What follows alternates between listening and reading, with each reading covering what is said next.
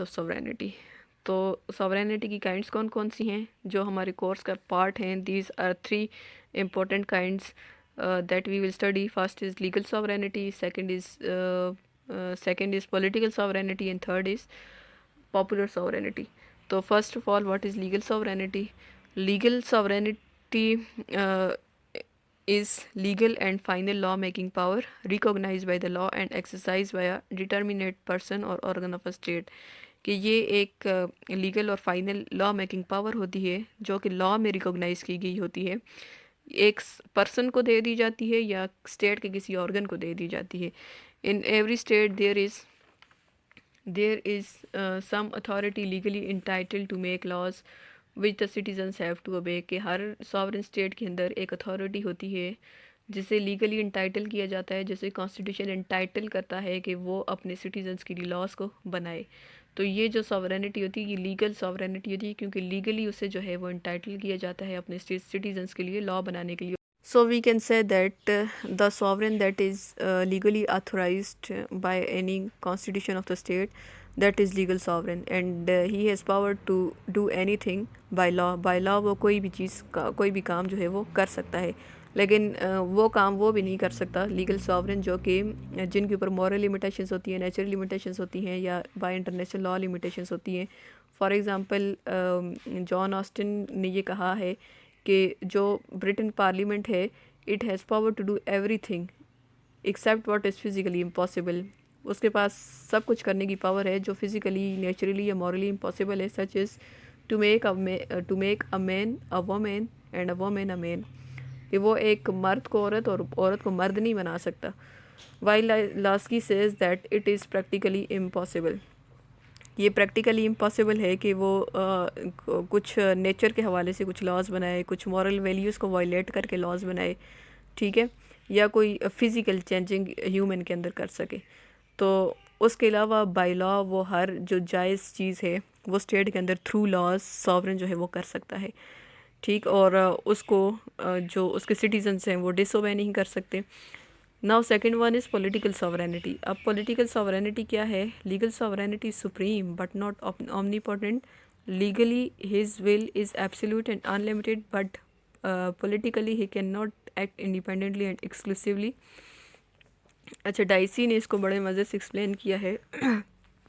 Behind the sovereign which the constitution recognize, there is another sovereign to whom the legal sovereign must bow.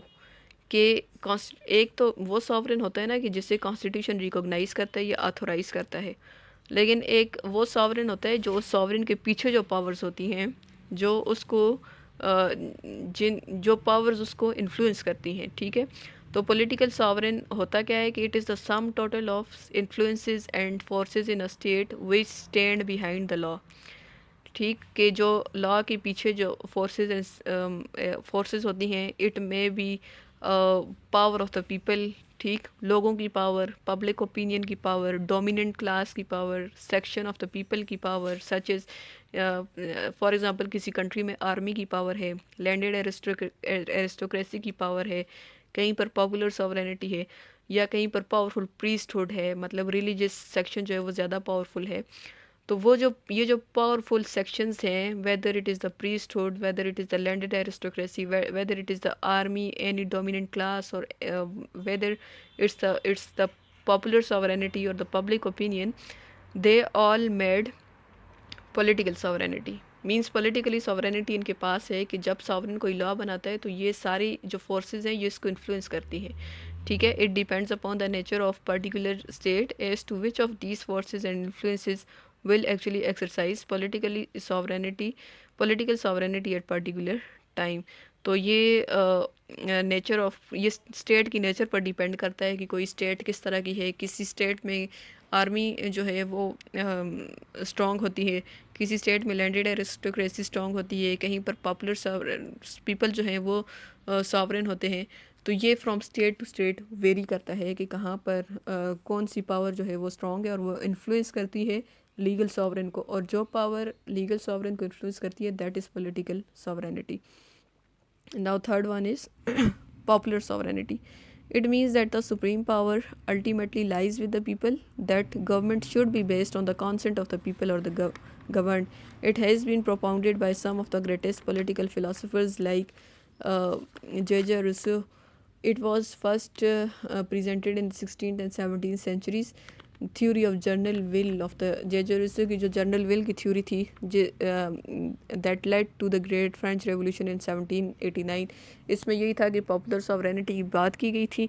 तो popular sovereignty जो है it is actually the will of people, the consent of the people, के लोग जो है वो अपनी मर्ज़ी से गवर्नमेंट को इलेक्ट करें और उनका लॉज बनाने में रोल हो। लेकिन जो पॉपुलर सॉवरेनिटी है उस पर कुछ क्रिटिसिज्म किया गया है और क्रिटिसिज्म बनता भी है। वो क्या है उसको देखते हैं कि पॉपुलर सॉवरेनिटी पॉसिबल हो सकती है या नहीं हो सकती।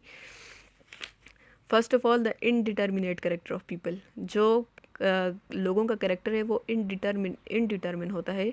व्हेन इट इज़ आस्क, जब ये पूछा जाए हु आर द पीपल, आप कहते हैं ना कि people are the sovereign, now who are the people, कौन से लोग। The advocates of the popular sovereignty are unable to answer in clear cut terms. तो जो पॉपुलर सॉवरेनिटी के एडवोकेट्स हैं वो इस चीज़ का क्लियर आंसर नहीं दे सकते that if we mean the entire unorganised mass of the people living in a state, then we necessarily include in it the children, the idiots, and all sort of the criminals and lawbreakers who cannot obviously be included among the sovereign people। कि क्या sovereign people के अंदर मुल्क के सारे लोग आएंगे, बच्चे भी आएंगे, बूढ़े भी आएंगे, जो पागल हैं वो भी आएंगे, या जो लॉ ब्रेकर्स हैं, क्रिमिनल्स हैं वो भी आएंगे, या जो इडियट्स हैं वो भी आएंगे। इस चीज़ को उन्होंने क्लियर नहीं किया कि हु आर द पीपल, जो जिन लोगों को आप सॉवरेन कह रहे हैं वो कौन से लोग होंगे। In those countries where the and specially जहाँ पर वमेन को राइट नहीं है वोटिंग का, they also can not be including among the sovereign people. तो क्या उन्हें सॉवरेन पीपल में हम इंक्लूड करेंगे। And second thing is that impossibility of organising the sovereignty of the people, कि सॉवरेनिटी ऑफ पीपल को ऑर्गेनाइज़ करना, ज़ाहिर है जब पीपल को ऑर्गेनाइज़ करेंगे तो तब जाके उनकी सॉवरेनिटी पॉसिबल हो सकेगी। क्या ये पॉसिबल है कि हम लोगों को ऑर्गेनाइज़ कर सकें। It is easy to say that people are sovereign but it is difficult to tell how.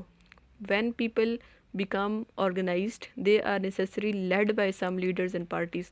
एक तो ये कि जब लोग ऑर्गेनाइज हो जाते हैं ना फिर भी उनके ऊपर कोई ना कोई गवर्नमेंट मौजूद रहती है।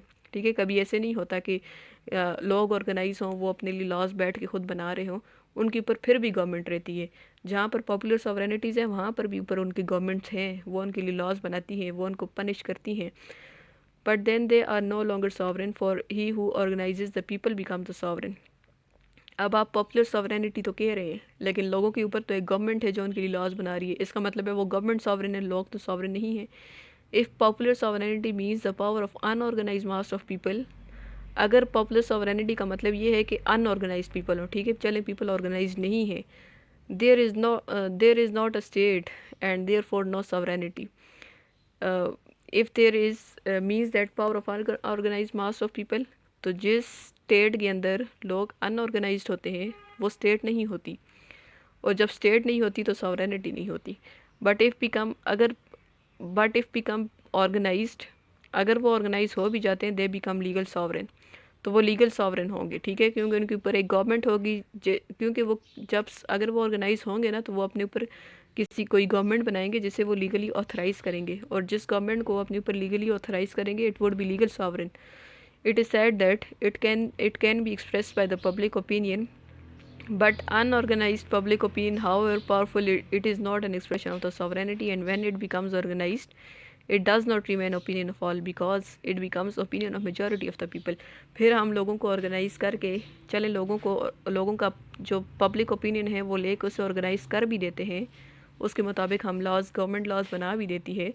तो अब पब्लिक ओपिनियन में जब जो आउटपुट है वो गवर्नमेंट के पास आता है, सॉरी जो इनपुट है वो गवर्नमेंट के पास आता है डिमांड्स की फॉर्म में, तो उन डिमांड्स को भी गवर्नमेंट एग्रीगेट करती है। ठीक है, उनमें से भी कंप्रोमाइज़ करती है, 100 में से 10 डिमांड्स लेकर वो आगे चलती है और पॉलिसीज़ बनाती है। तो वो अगर 100 में से 10 डिमांड्स ले रही है तो इसका मतलब है कि वो सारे लोगों की डिमांड्स को नहीं ले रही, वो मेजॉरिटी की डिमांड्स को ले रही है। तो अगर वो मेजॉरिटी की डिमांड्स को ले रही है तो it becomes opinion of majority of the people, not the opinion of all. इसका मतलब है कि ये ओपिनियन ऑफ ऑल नहीं है, ये ओपिनियन ऑफ मेजॉरिटी है। Then how it would there would be a popular sovereignty. फिर हम ये कैसे कहेंगे कि यहाँ पर पॉपुलर सॉवरेनिटी, यहाँ लोगों की सॉवरेनिटी है, यहाँ मेजॉरिटी की सॉवरेनिटी बनती है, सारे लोगों की सॉवरेनिटी नहीं बनती। सो here we are confused that who are the people and how these people can be organized, and how popular sovereignty can be possible.